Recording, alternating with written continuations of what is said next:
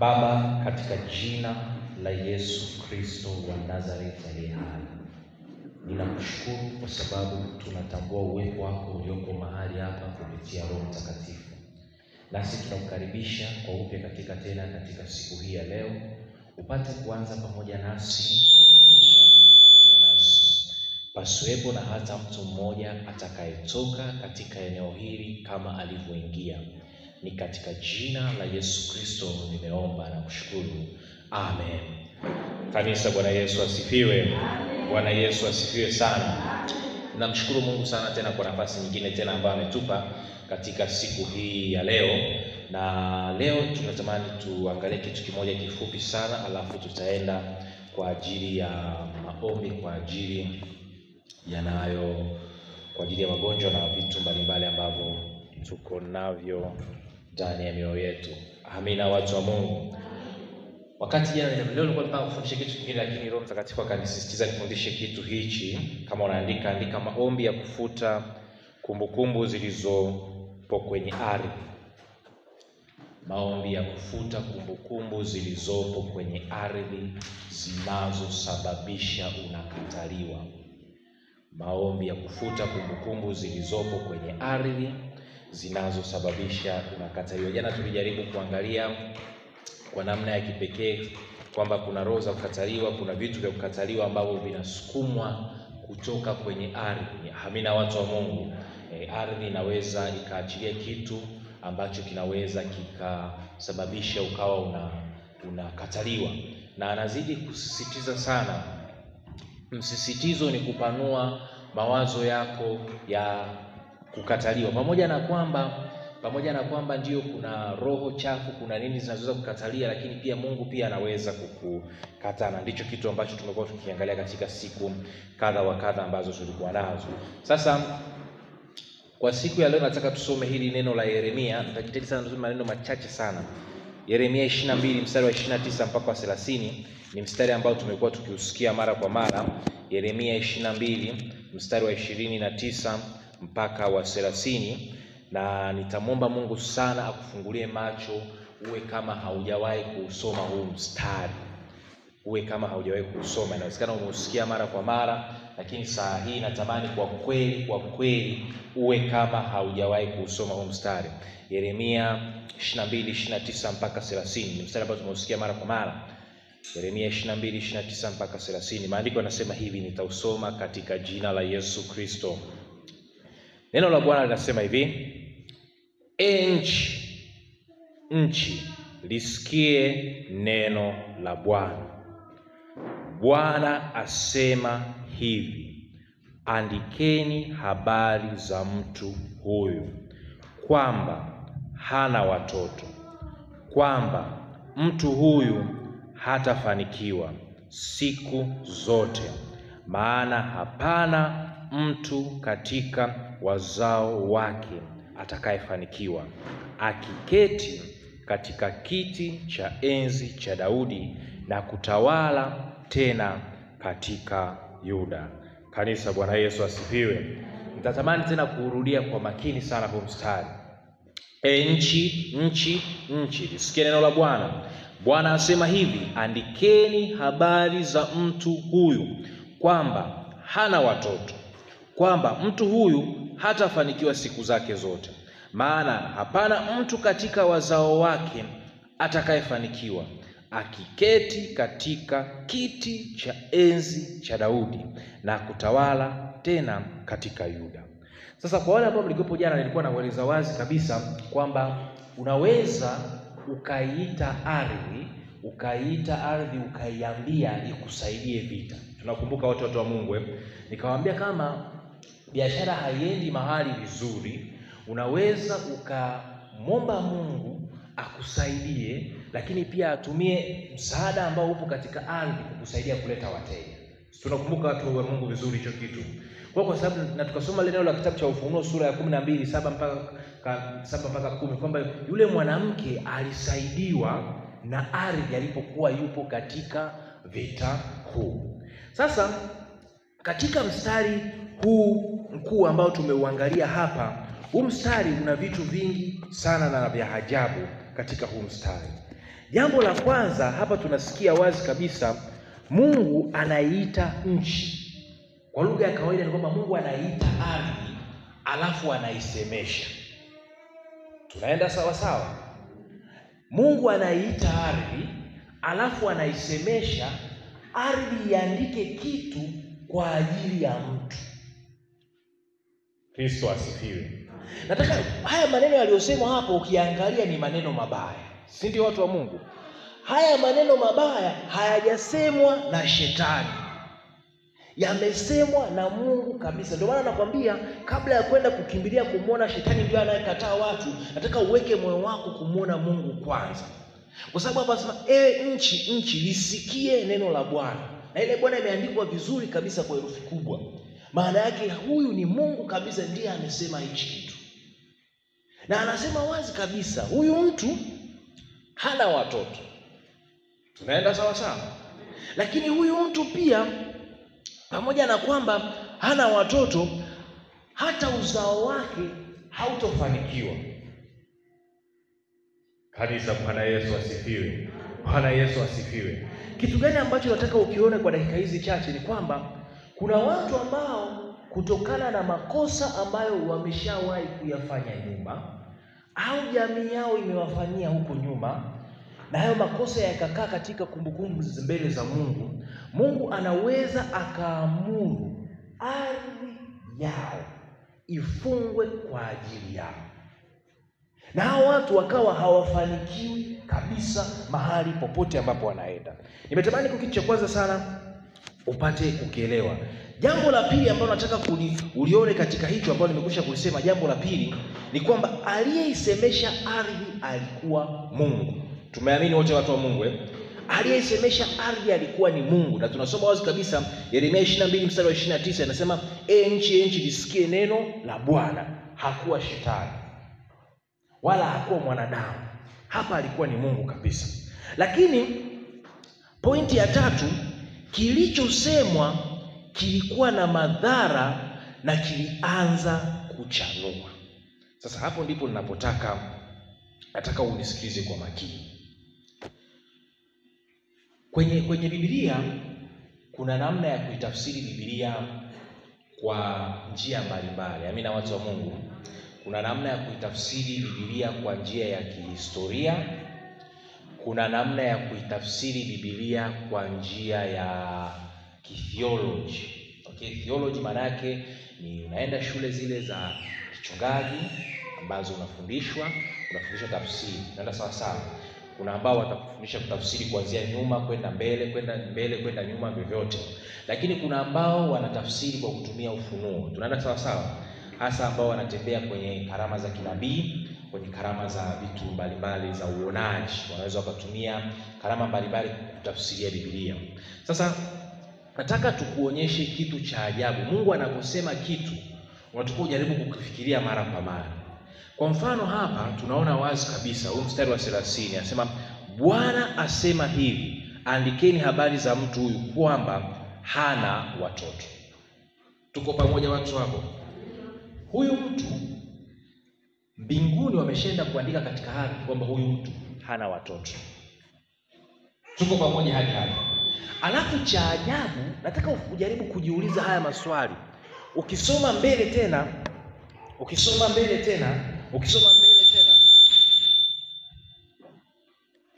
Amina.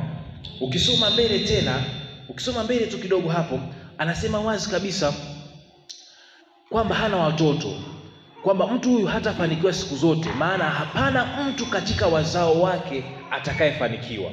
Sasa nataka uangalie kwa makini. Huyu mtu hana watoto.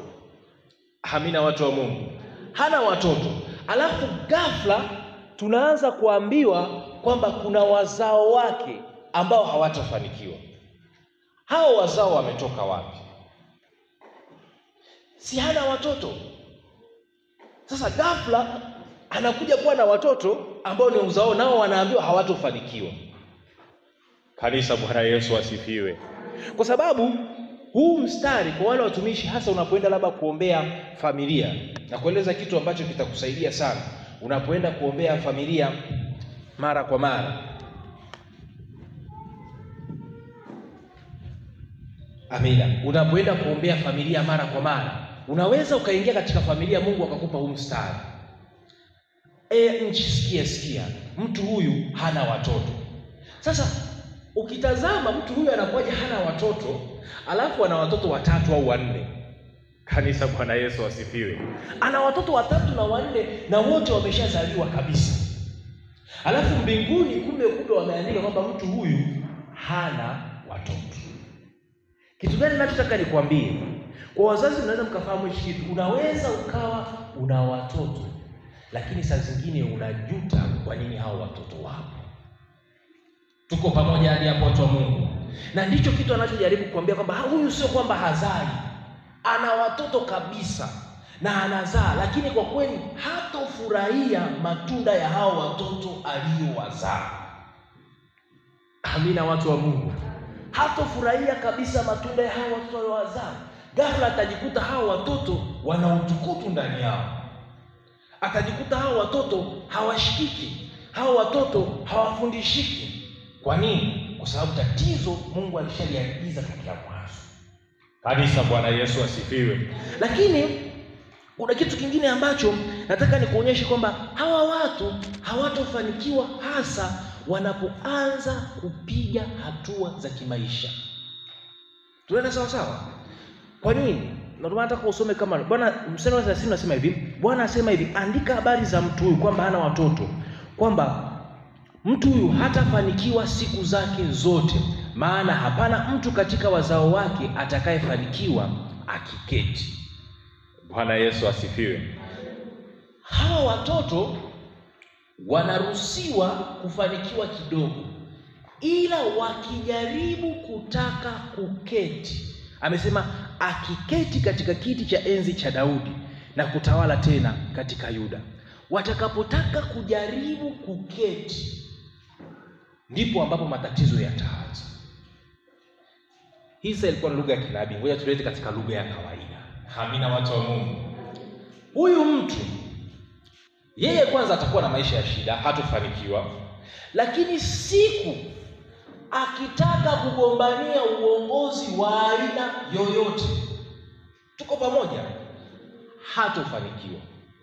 Ndicho kilichoandikwa hapo, akiketi katika kiti cha enzi cha Daudi na kutawala kwake, hatofanikiwa. Kristo asifiwe, watu wa Mungu. Kwa kuna watu wengi wa namna hiyo, pamoja na kwamba wao wamezaliwa vizuri, wanapambana vizuri, lakini siku wakitaka kupata mpenyo, wakitaka kukaa vizuri katika biashara zao, ndipo wanaanza kupata matatizo. Siku wakitaka kuanza kugombania uongozi wowote, ndipo matatizo yanaanza. Ninakueleza hichi kitu cha kweli kwa sababu ninafahamu siku moja kiongozi mmoja alipata, ni mzee wa kanisa, aliteuliwa kabisa kama tunapofanya kazi, akateuliwa. Alafu ghafla akaanza kupata matatizo sana. Tulitegemea ukiteuliwa kwa mzee wa kanisa mambo yataenda vizuri. Amina, watu wa Mungu. Au kama kuna dhambi Mungu akusaidie, akutoe, akuweke uwe huru na zile dhambi. Tunaenda sawa sawa. Lakini yule akaanza kupata matatizo mengi sana. Mpaka akaamua kusema kwa kweli mimi naamua kuachana na hii kazi. Sasa wakati ameenda kwa mchungaji kuripoti kwamba anataka kuacha hii kazi, asante Yesu, yule mchungaji Mungu alimpa neema ya ufunuo na kuweza kuona hichi kitu. Akakumbuka huu mstari kwamba mtu wenu hatofanikiwa akiketi katika kiti cha kutawala. Kanisa, Bwana Yesu asifiwe. Kwa neema ya Mungu wakaenda kumomba Mungu rehema, na kitu chochote ambacho kitotokea kikafunguka, baadaye wakaweza kuvunja ile laana ambayo ilikuwa inamtafuta, akaweza kupita. Kristo asifiwe. Kwa nini ninakueleza hawa mambo? Huyu mtu alikuwa ana kila kitu. Wazazi wake walikuwa wanaona ghafla mambo yanaweza yakaenda, alafu ghafla yakafeli. Na ukisoma katika hii kitabu cha Yeremia 22 kuanzia kule mstari wa 1, utakuja kugundua hii ilikuwa ni story kwa ajili ya mfalme. Usome mstari wa 1 tuangalie. Yeremia 22 mstari wa 1, maandiko yanasema hivi. Bwana akasema hivi, shuka nyumbani kwa mfalme wa Yuda ukaseme neno hili. Tunaenda sawa sawa? Kwa haya maneno alikuwa anaambiwa mfalme wa Yuda. Na huyu mfalme wa Yuda kuna dhambi alizitenda ambazo zilisababisha mwisho wa siku Mungu akakasirika. na alipokasirika ikasababisha aiite ardhi iandike kwamba hatofanikiwa tena. Tuko pamoja? Na huyo mfalme ukisoma vizuri, ndio maana nasema vizuri, tayari alikuwa ana nini? Ana watoto. Na alikuwa amekwisha zaa. Lakini ardhi ikawa inaandika wazi kabisa, hata hao watoto wakitaka kujaribu kugombania uongozi wa hicho kiti hawatofanikiwa. Kristo asifiwe. Swali la kujiuliza, mtu wa Mungu, ardhi imeandika nini juu ya maisha yako? Huyu mtu anaweza akawa analalamika kila siku, mimi kila nikienda kwenye uchaguzi nafeli, mimi kila nikiingia kugombania nafasi hii nafeli, nikienda hata kanisani kuombea uongozi wa jumuiya nafeli, kila mahali ninapoenda ninafeli. Kumbe ni ardhi imeandika kwamba wewe utachifu katika kitu cha namna hiyo. Bwana Yesu asifiwe. Bwana Yesu asifiwe. Bwana Yesu asifiwe sana. Pointi nyingine ambayo nataka tuiangalie hapo, pointi nyingine ambayo kabla hatujaanza kwenda kwenye maombi, pointi nyingine ambayo kabla hatujaanza kwenda kwenye maombi, pointi nyingine ambayo nataka nikuonyeshe ambayo inaweza ikafikiri utendaji wa dhambi unaweza sababisha ardhi ikaandika adhabu juu yako. Utendaji wa dhambi unaweza ukasababisha ardhi ikaandika adhabu juu yako. Sasa nataka tuende kwa sababu nataka tuombe zaidi sana. Nataka nikuonyeshe kitu kimoja. Baadhi ya adhabu ambazo zinaweza zikaandikwa na ardhi kwenye maisha yako. Amina, watu wa Mungu, tuko pamoja hadi hapa? Adhabu ya kwanza kwa mfano ni magonjwa ya kurithi. Tunaenda sawa sawa? Magonjwa ya kurithi. Ukisoma katika kile kitabu cha Yohana sura ya 9, nitakusaidia mistari michache. Yohana sura ile ya 9 mstari wa kwanza mpaka wa 3. Yohana sura ile ya 9 mstari wa kwanza mpaka wa 3. Maandiko yanasema kitu kizuri sana mahali pale. Yohana sura ya 9 mstari wa kwanza mpaka wa 3. Maandiko yanasema hivi: hata alipokuwa akipita alimwona mtu kipofu tangu kuzaliwa. Amina, watu wa Mungu. Tafsiri yake kwamba huyu mtu alizaliwa akiwa nini? Kipofu.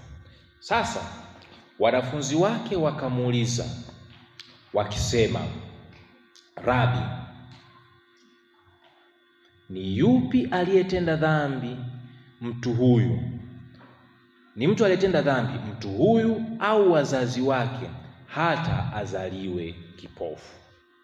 Kwa hiyo tunaona wazi kabisa, of course ukisoma huko story mstari wa 3, Yesu akajibu, huyu hakutenda dhambi wala wazazi wake, bali kazi ya Mungu idhihirishwe ndani yake.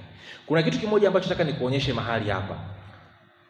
Hawa wanafunzi walikuwa wanafahamu magonjwa mengi sana yanayokuja katika maisha ya watu ni kwa sababu kuna mlango wa dhambi.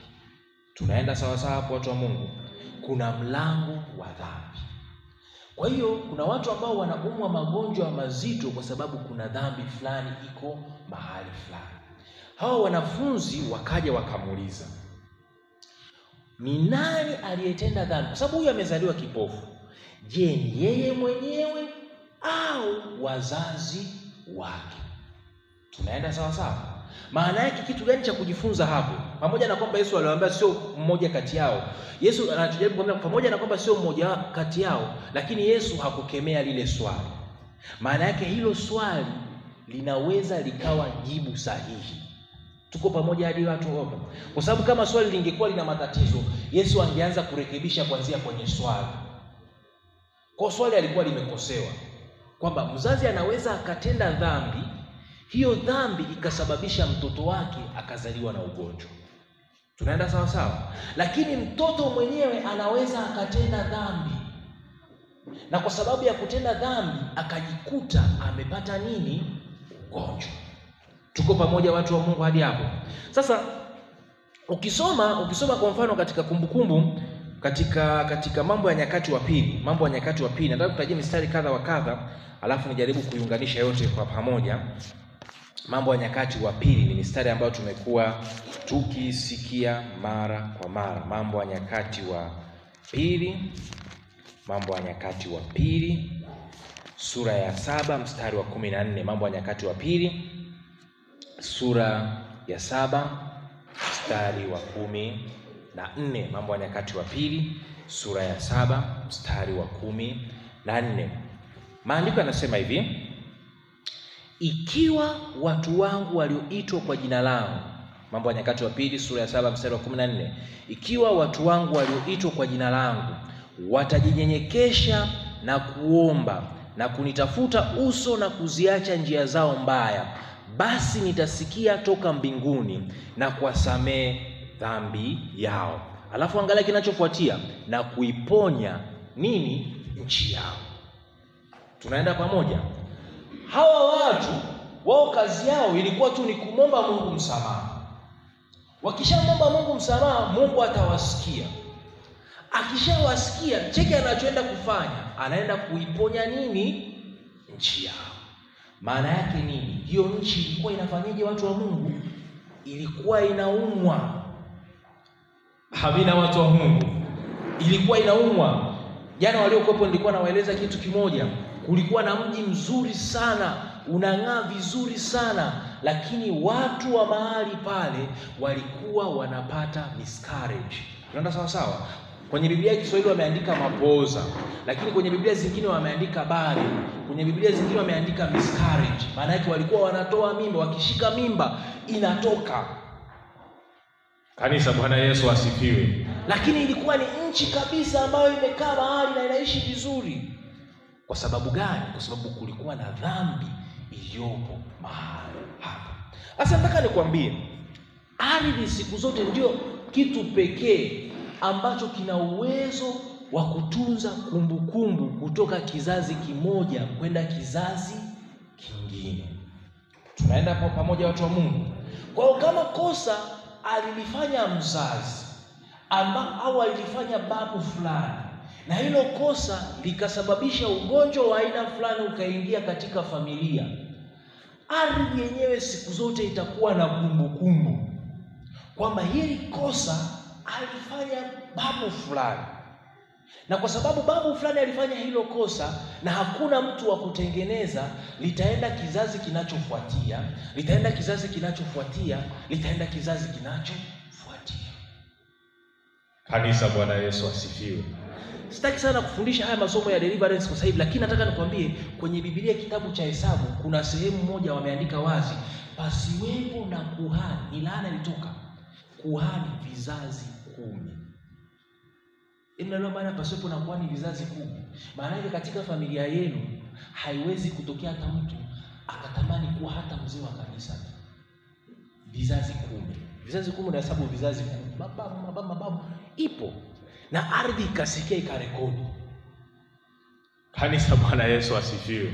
Ndio maana unaona kuna wengine yani ni wagumu sana, yani kuna familia zingine yani hakuna hata mtu basi mwenye ile hofu ya Mungu amewahi kutokea katika hiyo familia. Kwa nini? Kwa sababu ardhi imerekodi kabisa wazi kabisa, katika familia hii vizazi 10 hapata kuwa na mtu mwenye ukuhani ndani yake. Kristo asifiwe. Ndio maana ikitokea Mungu amekupa nafasi, wewe una hofu ya Mungu, una kiu ya Mungu. Jana nilikufundisha jinsi ya kuisemesha hali. Semesha hali Mungu isiishie kwangu tu. Tunaenda sawa sawa, iende mpaka vizazi vingine. Hakuna haja ya kwamba mimi nilitokea nikawa mchungaji, mimi nilikuwa mzee wa kanisa, mimi nilikuwa katekista, alafu vizazi vingine hakuna mtu anayetokea mwenye kiu ya namna hiyo. Lazima uombe Mungu na uisemeshe ardhi, endelea kufuatia. Hata kama watakimbia, watatoroka hao watoto, lazima hayo maneno yatakana yatawafuatilia. Kwa sababu kama maneno yalikaa kwenye nyumba ya mfalme kuzuia watu kuwa viongozi kwenye nyumba ya mfalme, ile Yeremia 22 yalikaa yakamzuia mtu kuwa kiongozi kwenye nyumba ya mfalme, wewe ukitamka maneno mazuri yanaweza yakakaa yakatunza hiyo familia. Kanisa, Bwana Yesu asifiwe.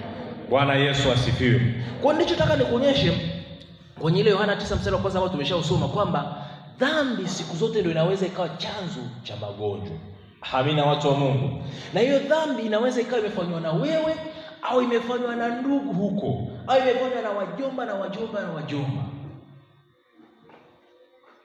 Nataka nikueleze wazi, mahali popote penye magonjwa ya kurithi huwa nyuma yake kuna dhambi. Sasa hiyo dhambi sio lazima uwe umefanya wewe. Amina mtu wa Mungu.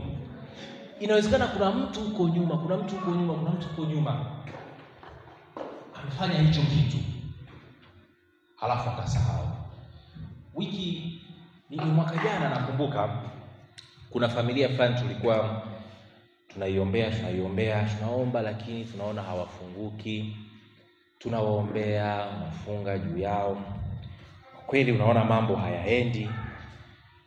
Basi baada ya kuwaombea kwa muda mrefu na kuona hawapati mpenyo, ikabidi tubadilishe maombi, tumuulize Mungu. Sasa tuanze maombi ya maswali.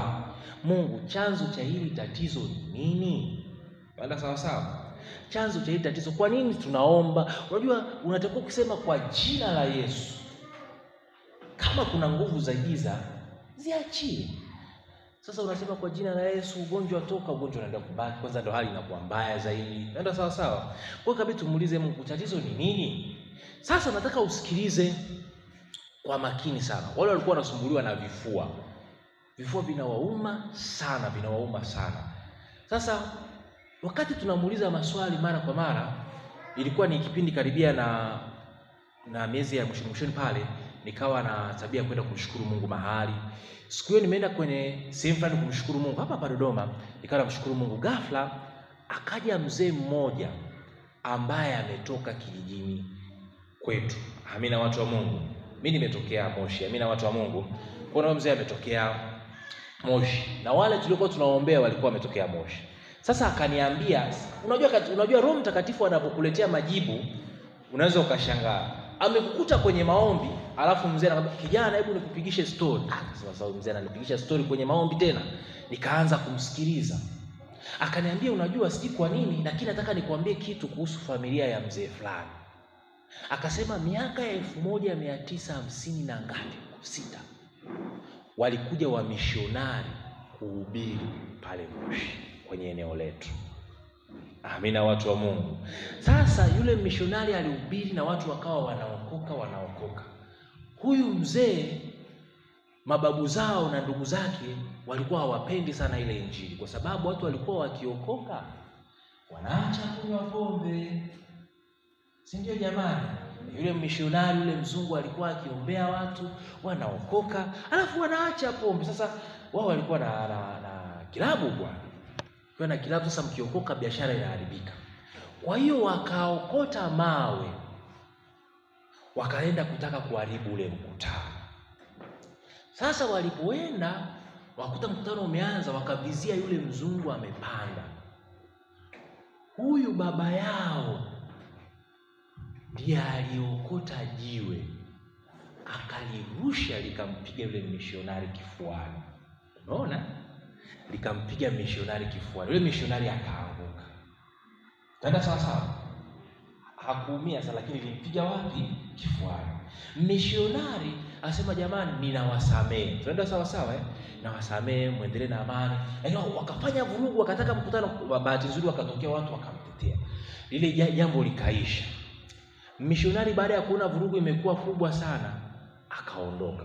Naomba unisikize kwa makini. Hakutamka laana yoyote. Si umeelewa? Yeye alisema nimewasamehe tu, lakini jiwe limempiga.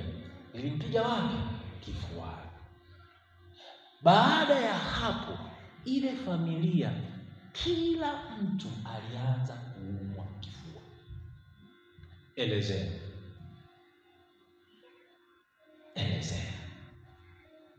Sasa ndio umekutana na mtu wa namna hiyo, amekuja umuombe mtumishi. Wewe unakemea pepo ukifikiri ni pepo liko ndani yake. Kumbe Mungu anaonyesha kuna hasira ya kumtenda mtumishi wa Mungu vibaya. 1956. Miaka mingi hata hatakuwa na uhuru.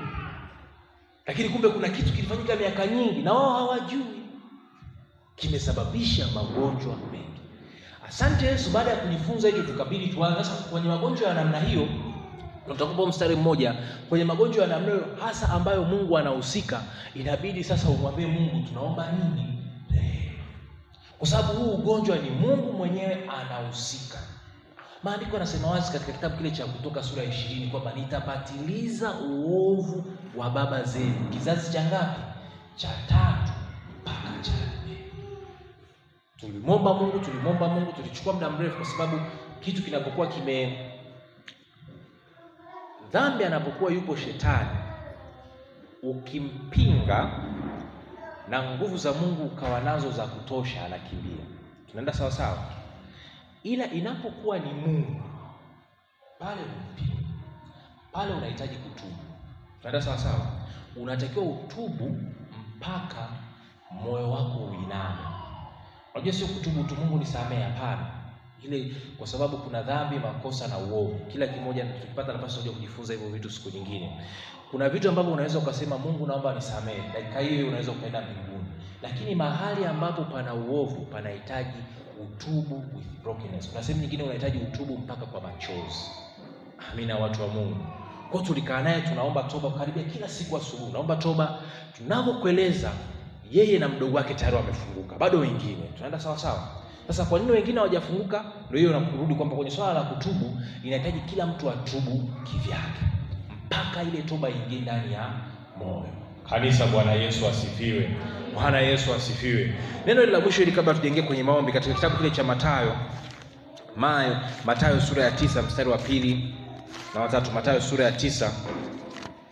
Mathayo sura ya 9 mstari mzuri sana ambao tumekuwa usikia mara kwa mara. Mathayo sura ya 9 mstari wa 2 mpaka wa 5. Mathayo sura ya 9 mstari wa 2 mpaka wa 5. Mathayo sura ya 9 mstari wa 2 mpaka wa 5.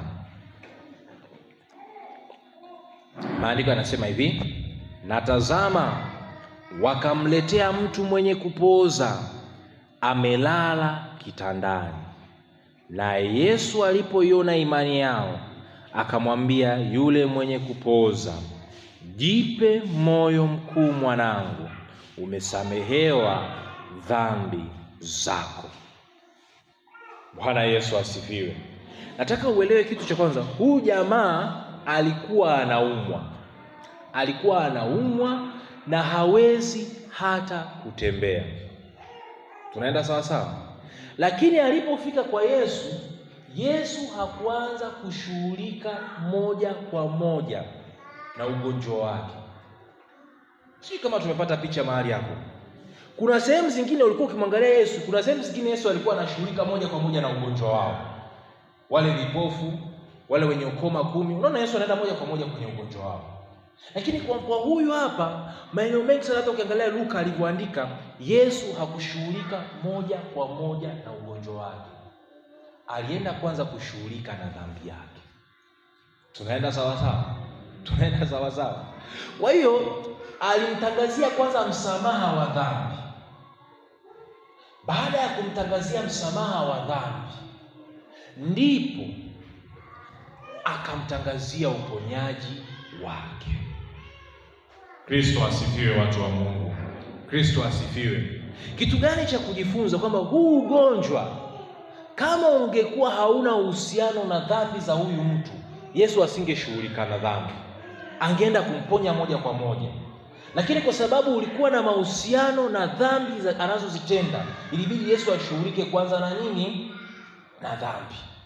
Na baada ya kushughulika na dhambi ndipo akashughulika na ugonjwa. Watu wa Mungu, kuna magonjwa mengi ambayo ukiondoa dhambi ambayo labda ni wewe mwenyewe unafanya au ni ilishawahi kufanywa huko nyuma, hayo magonjwa yanaondoka kabisa. Ukiondoa tu ile dhambi, hayo magonjwa yanaondoka kabisa na panakuwa hapana kumbukumbu lao. Kijana mmoja, ushuhuda wa kweli kabisa, tulikuwa tunapiga naye story, anaweza anaumwa.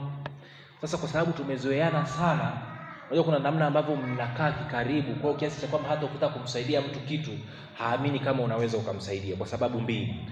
Kwa sababu kwanza amekuwa na wewe, anakufahamu vizuri. Tunaenda sawa sawa. Anafahamu maisha yako kabla hata hujaokoka. Tunaenda sawa sawa. Kwa hata ukimwambia Yesu anaweza akakuponya, anambia na wewe unaweza kanihubiria kweli? Haamini kwanza. Tunaenda sawa sawa. Sasa nikawa najaribu kumuuliza, kwa sababu unaona kabisa huu ugonjwa ni kwa sababu ya dhambi anazozifanya. Tufanyeje? Ikiwa namuomba Mungu anipe hekima ya namna ya kumsaidia, Roho Mtakatifu alinifundisha kwamba mwambie akienda Jumapili wakati wa toba apokee ule msamaha unaotolewa na mchungaji kwa imani. Bwana Yesu asifiwe. Waanglikana tuna liturujia jamani, watu wa Mungu, si ndio watu wa Mungu? Katekista ataongoza au mchungaji ataongoza, alafu baadaye tutatubu, si ndio watu wa Mungu? Alafu tukitubu atatutangazia nini? Msamaha. Unajua saa zingine huwa tunapokea tu kikawaida. Tunaenda sawa sawa, hatupokei kwa imani. Tunaenda sawa sawa. Nikamwambia hakikisha siku ile uwe makini sana. Kiongozi wa ibada atakapokuwa anaongoza, atakapotangaza, ipokee kwa imani. Nataka nikwambie, alikuja kanisani kama hivyo, akasubiri wakati wa ibada. Kiongozi wa ibada aliyekuwepo pale akaongoza. Wakati wa kutubu akatubu kwa imani. Halafu baada ya hapo akatangaziwa msamaha. Sasa nisikilize. Ni kwa mara ya kwanza hatukuwa tunajua hata sisi. Tunaenda sawa sawa. Alipotangaziwa msamaha, ghafla akaanguka chini. Mimi sikuwepo hata ile kanisa, ninaambiwa tu hadithi baadaye. Tunaenda sawa sawa. Kiongozi wa ibada yeye kasamehewa, akasema nawatangazia msamaha katika jina la Yesu Kristo. Amina watu wa Mungu. Ghafla akaanguka chini. Roho chafu zikaanza kupiga kelele ndani yake. Kwa sababu kanisa lilikuwepo na wazee wa kanisa na viongozi mbalimbali wakakemea nguvu za giza zilizoko mahali pale. Na nataka nikwambie, kutokea mahali pale alipona kabisa. Elezea watu wa Mungu. Naweza kuelezea kibinadamu? Inawezekana kwa Mungu, hayawezekani kwa binadamu. Amina watu wa Mungu. Akili zetu hazichunguzwi. Kitu gani ninachotaka nikwambie? Msamaha ukipita mahali na ukatangaziwa kusamehe, jiandae kupona. Ninaomba tusimame sasa watu wa Mungu. Simame watu wa Mungu.